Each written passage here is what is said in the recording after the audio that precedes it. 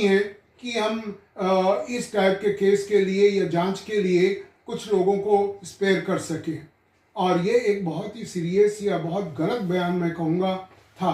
जब लाखों home buyer की प्रॉब्लम है और ये गवर्नमेंट कह रही है कि हम करोड़ों घर बनाना चाहते हैं लोगों को, जिनके पास घर नहीं है देना चाहते हैं, तो जो घर अटके हुए हैं उनके बारे में सीबीआई सुप्रीम कोर्ट को संज्ञान लेना पड़ रहा है। और सीबीआई कैसे कह सकती है कि हमारे पास अब व्यवस्था नहीं है या लोग नहीं है।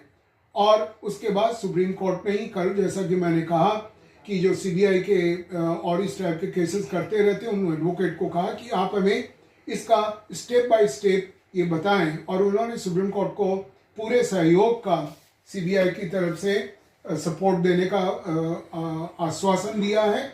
और किस हिसाब से एसआईटी बनेगी, एसआईटी में कौन लोग होंगे और सीबीआई की कौन सी ग्रुप या एजेंसी या ग्रेड है जो इसकी छानबीन करेगी, ये सब चीज़ें 2 हफ्ते के अंदर स्पष्ट रूप से आ जाएंगी। मेरे को पूरी उम्मीद है कभी भी सुप्रीम कोर्ट के इस टाइप के ऑर्डर का उल्लंघन का कोई भी सरकार मेरी समझ में नहीं कर सकती। अच्छा सर, एक सवाल और उठता है। सुप्रीम कोर्ट ने जो एमएक्स क्यूरी की जो नियुक्ति की है और मिस्टर राजीव जैन के नाम पर जो अपनी सहमति जताई है, इससे मामले को स्पष्ट और तेजी से निपटाने में कितना इससे फायदा होगा? आप याद रखें कि जो इतने बड़े बड़े केसेस होते हैं, जैसे आम्रपाली भी था, यूनिटेक भी था, जेपी भी है, और भी ऐसे बहुत सारे केसेस होते हैं, होम बायर के नहीं, और भी देश के अंदर काफ़ी इस प्रकार के घोटाले टाइप के जो केसेस होते हैं, उसमें सुप्रीम कोर्ट चाहती है कि कोई अच्छे वकील को, जो सुप्रीम कोर्ट का अच्छा जानकार वकील है, उसका सहयोग लिया जाए। और उसको हम लोग लैटिन भाषा में एमाइकस क्यूराई बोलते हैं। सीधे साधे शब्दों में हिंदी में कहा जा सकता है जो कोर्ट की हेल्प करेगा या कोर्ट से सहयोग करेगा।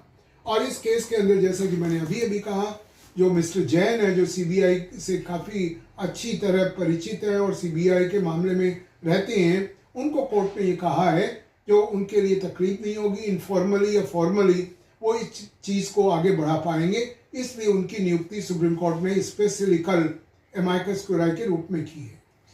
अच्छा, माननीय कोर्ट की तरफ से कहा गया कि एक भी ईंट रखे बिना 60 से 80% जो फंड जारी किया गया है, इसे क्विड प्रो क्यो जो बताया गया है, यानी इस जांच का दायरा काफी बड़ा हो सकता है। स्पष्ट है, जैसा कि मैं कह रहा हूं, होम बायर के केसेस शायद इस पूरे देश में सबसे ज्यादा हमारी चैम्बर से होते हैं। और हम दिन प्रतिदिन रात बिरात देखते रहते हैं होम बायर के फ्रस्ट्रेशन। करोड़ों रुपए दे दिए गए, प्रोजेक्ट का कोई नामो निशान नहीं है, किसी को परवाह नहीं है। पार्लियामेंट ने रेरा बना दिया। पार्लियामेंट ने रेरा बनाने के बाद हुआ क्या? जो स्टेट है, चाहे यूपी हो चाहे हरियाणा हो, इन्होंने इसको डाइल्यूट कर दिया रेगुलेशन बनाने में। और रूरल रेरा को हम सब कोई टूथलेस टाइगर आज कहते हैं। नहीं तो रेरा का उद्देश्य क्या था? होम बायर को भटकना नहीं पड़े, लाखों रुपए जो वकीलों पर उनको खर्च करने पड़ते हैं वो नहीं करना पड़े, और एक समाधान तुरंत मिले। किंतु रेरा का कहीं भी कोई भी न मान्यता है, न उसका कोई इम्प्लीमेंटेशन है, खासकर यूपी और हरियाणा में, जहाँ की सबसे ज़्यादा इस टाइप के केसेस होम बायर के हो रहे हैं। और इस परिस्थिति के अंदर सुप्रीम कोर्ट को विशेष रूप से दखल करके कोशिश सुप्रीम कोर्ट कर रहा है।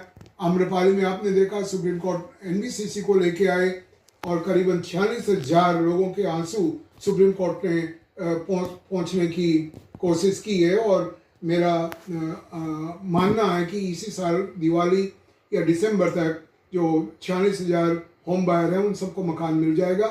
उसी प्रकार से आप सुपरटेक देखें, सुपरटेक में भी एनबीसीसी का कहीं न कहीं रोल आ रहा है। और सुपरटेक आम्रपाली से भी बड़ा प्रोजेक्ट है, करीबन उसमें 52-53,000 लोग हैं और भटक रहे हैं एनसीएलटी, एनसीएलएटी में, हाई कोर्ट में, सुप्रीम कोर्ट में।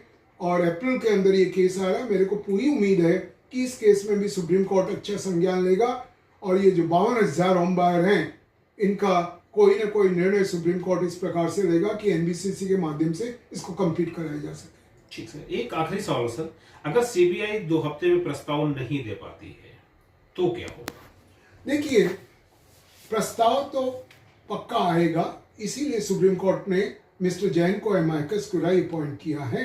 हाँ, प्रस्ताव आगे कितना उस 2 हफ्ते में चलेगा, उसके बाद क्योंकि ये एसआईटी नियुक्त होगी, एसआईटी की मॉनिटरिंग होगी। मेरा मानना है सुप्रीम कोर्ट दो काम करेगा। सीबीआई की कौन सी टीम इसके लिए नियुक्त की गई है, एसआईटी में कौन कौन मेंबर होंगे, ये 2 हफ्ते में मेरा मानना है कि ये फाइनल हो जाएगा। और उसके बाद या तो सुप्रीम कोर्ट खुद मॉनिटर करेगा, या हो सकता है सुप्रीम कोर्ट कोई रिटायर्ड सुप्रीम कोर्ट के हमारे जो जज हैं, जैसे यूनिटेक में अपॉइंट किया गया, वैसे किसी को अपॉइंट करके उनके द्वारा मॉनिटर कराएगा। अच्छा, इसके अलावा अगर आप कुछ कहना चाहते हो इस केस से रिलेटेड तो कह सकते हैं सर। मेरा बहुत बिटर एक्सपीरियंस है और सुप्रीम कोर्ट के अलावा किसी से कहीं उम्मीद नहीं रखी जा सकती। आपने एक त्रिकोण का जिक्र किया, मैं उसमें और एक जोड़ना चाहता हूं। त्रिकोण था आपका बैंक, बिल्डर और अथॉरिटी, चौथा है पॉलिटिशियन। यदि पॉलिटिशियन चाहते तो ये परिस्थिति आज तक होती नहीं। जो प्रोजेक्ट मैं कर रहा हूं, देख रहा हूं होम बायर के, वो सब 2010 और 2012 के बीच के बुक कराए हुए, और अभी हम लोग 2025 में बैठे हुए हैं। कितने प्रोजेक्ट हैं, कितने लोग हैं जो सुप्रीम कोर्ट तक आने की हिम्मत करेंगे, या उतना खर्चा जुटा पाएंगे, या उतने ग्रुप बन पाएंगे।